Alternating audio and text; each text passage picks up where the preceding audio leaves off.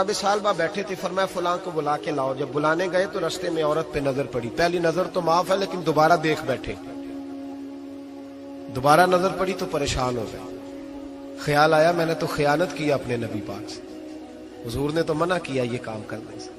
अब वापस हुजूर के पास नहीं आए, जंगल में चले गए। इब्ने कदामा ने किताबु तव्वाबीन में इस रवायत को लिखा है। कहते 40 दिन वो पहाड़ों में रोते रहे कि या अल्लाह मुझसे गलती हो गई। कितने दिन? अब हमारा शुगल है, इसको लोग गुनाह ही नहीं समझते। बदनिगाही तो कोई गुनाह ही नहीं, अब तो ये शुगल है। अब तो हमारे यहां माज़ अल्लाह ताला सियाने बयाने बंदे बीच बैठे होते हैं जब ये बातें हो रही होती, ये शुगल है हमारा। अब तो अब्बा के सामने बच्चा वॉलपेपर गंदी तस्वीर का लगाया होता है, पर वो कहता है उम्र है ना जी, उम्र है ना जी, मुझे पता ही नहीं है कितना गंद कर रहा है, ये तबाह हो जाएगा रूहानी तौर पर। अगर ये गंद देखने में उलझ गया तो इमाम शाफी का फतवा है, जिसकी नजर गंदी होती है उसका हाफजा कमजोर होता है, वो कोई बड़ा काम नहीं कर सकता, वो नफ्सियात का मरीज हो जाता है जो गंदी नजर वाला आदमी होता है। हमें पता ही नहीं कि हमारे मसाइल असल में है क्या। तो 40 दिन जंगल में रोते रहे, 40 दिन।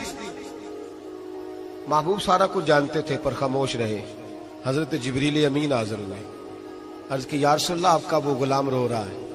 रब कहता उसे बुला ले, मैंने उसका गुनाह माफ कर दिया है। तो नबी पाक सल्लल्लाहु अलैहि वसल्लम ने हजरत मौला अली शेर खुदा जनाब सलमान फारसी को भेजा, फरमाया फलां जगह है ले आओ। कहते जब हम गए तो दो पहाड़ों के दरमियान जनाब साल बाद तड़प के रो रहे, हमें देख के और रोए। कहने लगे अली मेरे बारे में कोई आयत तो नहीं नाज़िल हो गई? तो कहा नहीं, चल हुजूर ने बुलाया है। कहा अच्छा हुजूर कहते क्या थे, फरमाते क्या थे? कहा पता नहीं, लेकिन बुलाया है। कहते जब हमारे साथ चलने लगे, मस्जिद नबवी करीब आई तो कहने लगे अली बहुत बड़ा गुनाह कर बैठा हूं, नजरें मैली हो गई, वुजू नहीं आंखों का, मुझे डायरेक्ट ना लेके जाओ हुजूर के पास। जब नबी पाक नमाज की नियत बांध लेना फिर मैं जाऊंगा, मैं पीछे खड़ा हो जाऊंगा हुजूर के। मेरी तबीयत में हौसला नहीं।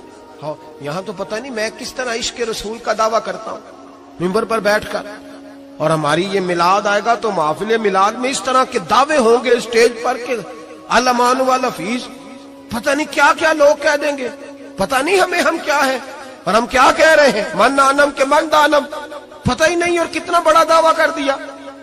कब मेरे अंदर ताकत नहीं सामना कर दे। मौला अली फरमाते हैं जब हुजूर ने मगरिब की नमाज की नियत बांधी तो उन्होंने भी पीछे नियत बांध ली। इत्तेफाक की बात यह कि हुजूर ने पहली रकत में सूरह इन्फितार पढ़नी शुरू कर दी। इज़स समाउन फतरत व इज़ल कवाकिबुन तसरत व इज़ल बिहार फुज्जिरत